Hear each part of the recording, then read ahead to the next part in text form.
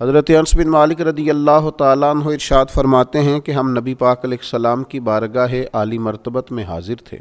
اچانک نبی پاک علیہ السلام نے مسکرانا شروع کیا، یہاں تک کہ میرے پیارے محبوب صلی اللہ تعالیٰ علیہ وسلم کے مقدس دانت مبارک ظاہر ہو گئے۔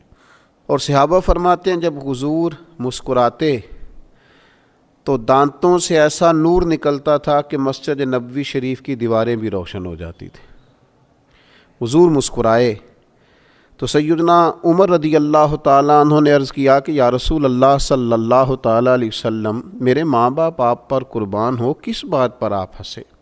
تو نبی پاک صلی اللہ تعالیٰ علیہ وسلم نے فرمایا، میرے دو امتی قیامت کے دن اللہ کی بارگاہ میں کھڑے ہوں گے اور ان میں سے ایک عرض کرے گا، یا اللہ، اس میرے بھائی نے مجھ پر ظلم کیا تھا، میرے اوپر اس نے جبر کیا تھا، تو مجھے اپنا حق اس سے لے کر دیا جائے۔ تو حضور علیہ السلام فرماتے ہیں اللہ تعالیٰ اس شخص سے فرمائے گا کہ اپنے بھائی کو اس کا حق دو۔ عرض کرے گا، مالک میرے پاس تو اب کوئی نیکی بچی نہیں، کہاں سے حق دوں؟ تو اب وہ جو مدعی ہے، جو دعویٰ کر رہا ہے کہ میرا حق اس سے لے کے دیا جائے، وہ عرض کرے گا، مالک پھر میرے گناہ ہی اس پر ڈال دیے جائیں۔ حضور مسکرا رہے ہیں، جناب انس بن مالک فرماتے ہیں، لیکن اس بات پر آ کر حضور کی آنکھوں میں آنسو آ گئے۔ نبی کریم صلی اللہ تعالیٰ علیہ وسلم فرمانے لگے، وہ بڑا ہولناک دن ہوگا قیامت کا۔ لوگ اس دن تلاش کریں گے کہ کوئی ایسا شخص ہمیں ملے، ضرورت محسوس کریں گے کہ جو ہمارا بوجھ اٹھائے۔ اب وہ شخص عرض کرتا ہے، مالک میرے پاس تو کوئی نیکی نہیں ہے، اور یہ کہہ رہا ہے میرے گناہ ہی اس پر ڈال دیے جائیں۔ تو نبی پاک علیہ السلام فرماتے ہیں اللہ تعالیٰ اس مدعی سے فرمائے گا، ذرا سر تو اٹھا، جنت کی طرف تو دیکھ۔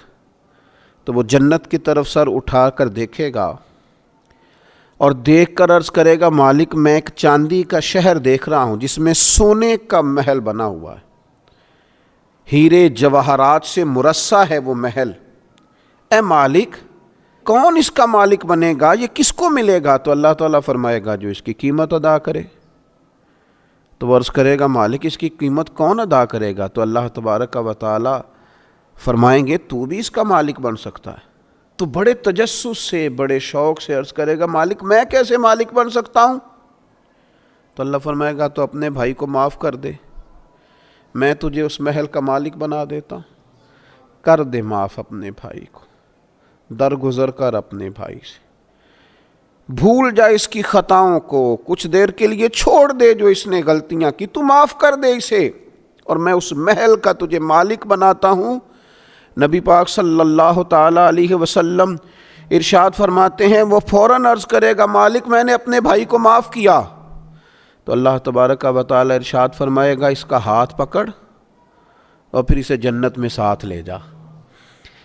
گویا میں نے اسے بھی جنت دی۔ یہاں شارحین حدیث نے لکھا ہے کہ یہ جس کو کہا جا رہا ہے کہ اس کو پکڑ کے جنت میں لے جا، اگرچہ اس سے غلطیاں ہوئیں لیکن بعد میں اس نے توبہ سچی کی، اس نے اللہ کی بارگاہ میں گڑ گڑا کے معافیاں مانگی، اس نے کوشش کی حق ادا کرنے کی، لیکن اگر کچھ کمیاں رہ گئیں تو چونکہ سچا تھا، ادا کرنا چاہ رہا تھا، کچھ باتوں پہ پہنچ نہ سکا، تو آج اللہ تبارک و تعالی اس کی طرف سے لوگوں کو صلہ عطا کر رہا ہے۔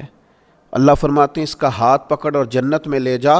اللہ کے محبوب صلی اللہ تعالیٰ علیہ وسلم نے نتیجے کے طور پر، رزلٹ کے طور پر یہاں ایک بات ارشاد فرمائی۔ حضور فرمانے لگے، اللہ تعالیٰ سے ڈرو اور باہمی معاملات درست رکھو، اللہ تبارک و تعالیٰ قیامت کے دن مومنوں میں صلح کرائے گا، تو تم یہیں اپنے معاملات کو درست رکھو۔ اب مجھے بتائیے، ایک تو یہ نتیجہ نکلا کہ مالک کریم کتنا ہے، مہربان کتنا ہے، توبہ کرنے والے پر عطا کتنی۔